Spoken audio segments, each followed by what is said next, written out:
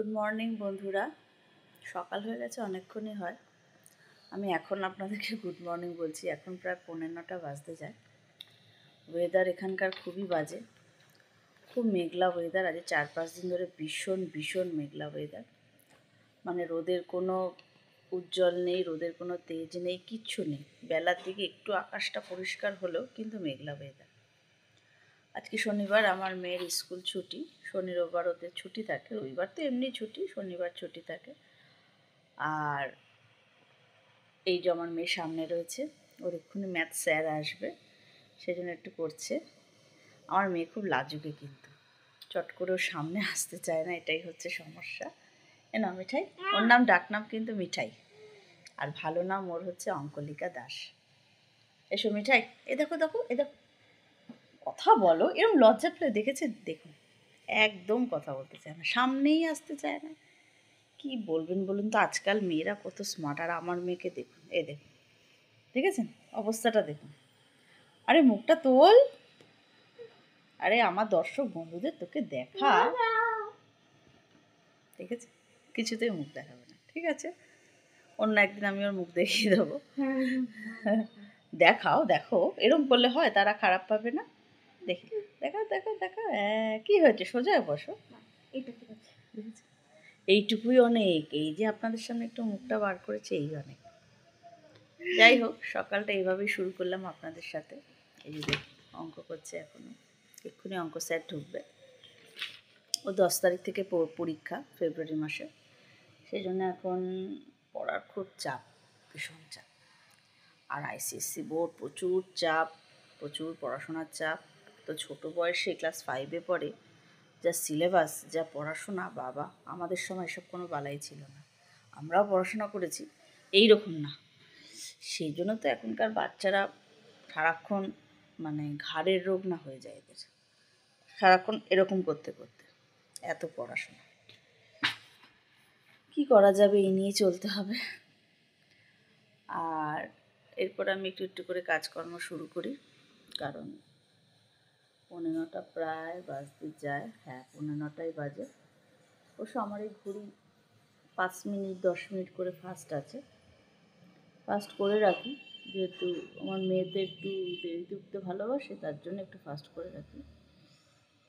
আর ওয়েদারটার জন্য না, যে কাজ করার কোনো ইচ্ছা নেই। দেখবেন সকালের ওয়েদার হবে রোদ ঝলমলে, মনে না একটা বেশ ফ্রেশ লাগে, মনটা না বেশ কাজ করতে বেশ একটা এনার্জি লাগে।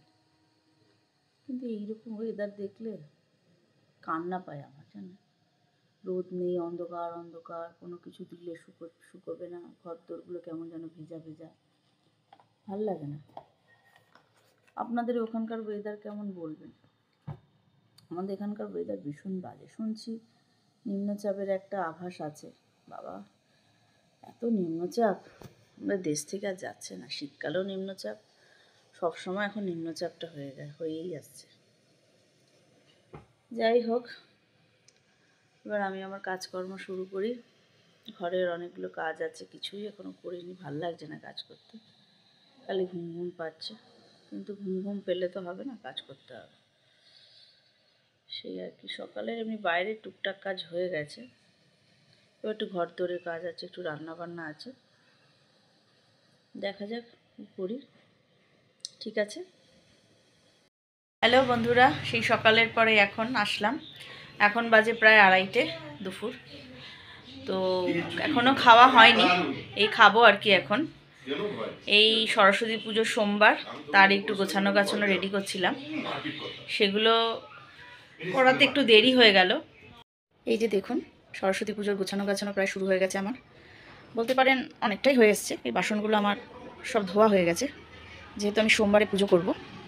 আর এই হচ্ছে ঠাকুরটা, দেখুন ঠাকুরটা কেমন হয়েছে বলবেন। এটা ওর বাবাই পছন্দ করেছে, মেয়েও পছন্দ করেছে, দুজনে মিলে এই ঠাকুরটা নিয়ে এসছে। বেশিরভাগ মেয়েই পছন্দ করেছে, যেহেতু আমার মেয়ে এই সাদা রঙটা বেশ পছন্দ করে, ওই পছন্দ করেছে। যেহেতু আমার হাজব্যান্ডের এখন নাইট ডিউটি চলছে, তার জন্য একটু আগে আগে ও ঠাকুরটা নিয়ে এসছে। দেখে বলবেন কেমন হয়েছে। এই যে দেখুন, আর এই জায়গাটাতে পুজো হবে। আর এই বাসনগুলো বাকি আছে, এগুলো কালকেই ধুয়ে নিলেই হয়ে যাবে, বা বিকালেও ধুয়ে নিতে পারি। আর এই জায়গাটাতে ঠাকুরটা রাখবো, এইগুলো সব সরিয়ে ফেলবো। এই জায়গাটা খালি করে ফেলবো, আর এই সোফাটাও সরিয়ে দেবো। এই জায়গাটাতে পুজোটা হবে, দেখতে পাচ্ছেন। এইখানটাতে এই বারান্দাটা বেশ আমার বড়ই আছে। এই যে শুধু এই সোফাটা সরালেই আমার হয়ে যাবে। এখানটাতে ঠাকুরটা রেখে পুজো করব। এই যে দেখুন, সরস্বতী পুজোর গোছানো গাছানো প্রায় শুরু হয়ে গেছে আমার, বলতে পারেন অনেকটাই হয়ে এসছে। এই বাসনগুলো আমার সব ধোয়া হয়ে গেছে, যেহেতু আমি সোমবারে পুজো করব। আর এই হচ্ছে ঠাকুরটা, দেখুন ঠাকুরটা কেমন হয়েছে বলবেন। এটা ওর বাবাই পছন্দ করেছে, মেয়েও পছন্দ করেছে, দুজনে মিলে এই ঠাকুরটা নিয়ে এসছে। বেশিরভাগ মেয়েই পছন্দ করেছে, যেহেতু আমার মেয়ে এই সাদা রঙটা বেশ পছন্দ করে, ওই পছন্দ করেছে। তাহলে দেখতেই পেলেন কোথায় পুজো আচ্ছা করবো, ঠাকুরটাও দেখালাম, দেখে বলবেন কেমন হয়েছে। এইবার এখন খেয়ে নেবো। খাওয়া দাওয়ার পরে কাজ আছে, খাওয়া দাওয়ার পর অনেকই কাজ আছে জানেন তো। আমাদের মেয়ের সামনে পরীক্ষা, ওকে একটু পড়াতে হবে, বিকালের কম্পিউটার ক্লাস আছে। দেখি কি করি, কত আসলে একা হাতে তো সবটাই সারতে হয়, যেহেতু আমার শাশুড়ি মা অতটা কিছু পারে না।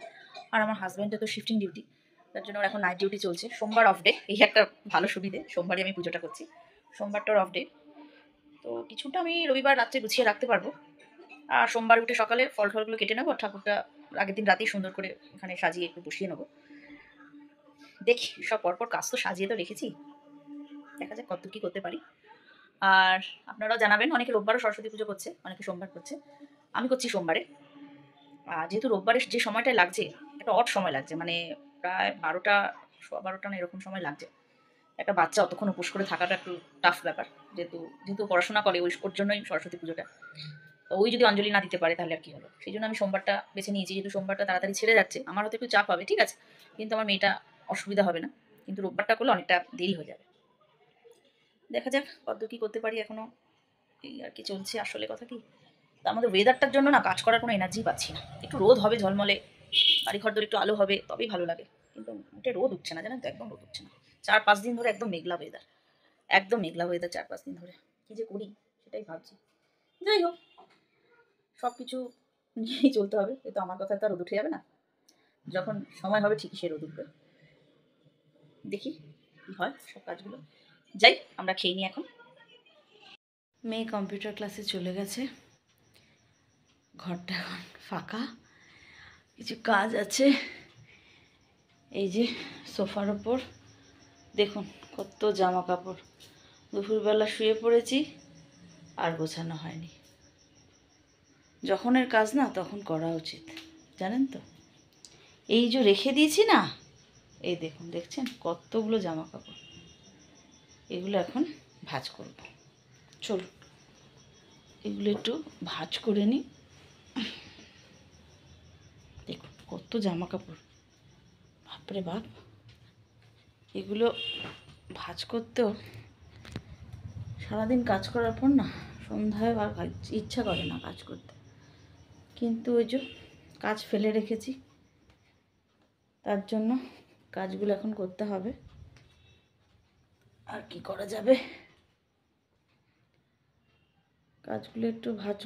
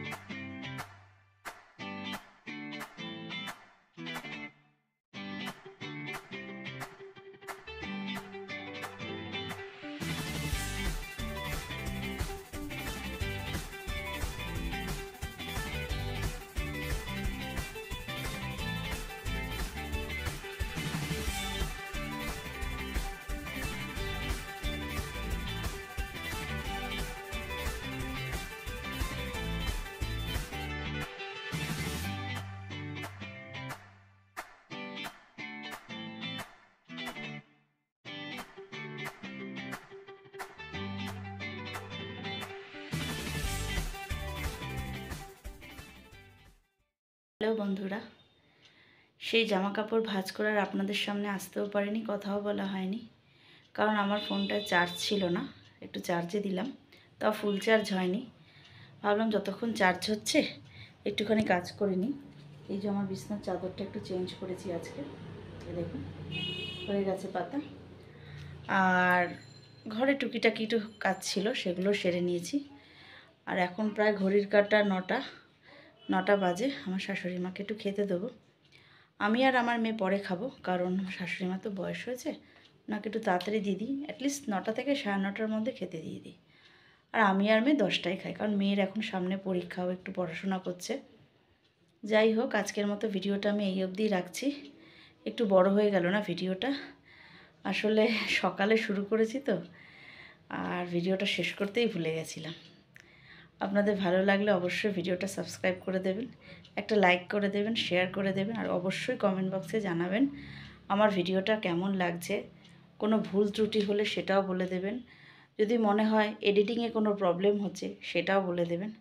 কারণ দেখুন, এখন হচ্ছে আমার শেখার সময়। শিখতে কোনো বয়স লাগে না বা লজ্জাও লাগে না। যেটা ভুল হলে সেটা তো আপনারা আমাকে শিখিয়ে দেবেনই। আর আপনারা ভালো থাকবেন, সুস্থ থাকবেন, সাবধানে থাকবেন, নিজেকে সময় দেবেন, খুব ভালো থাকবেন। Good night, tata.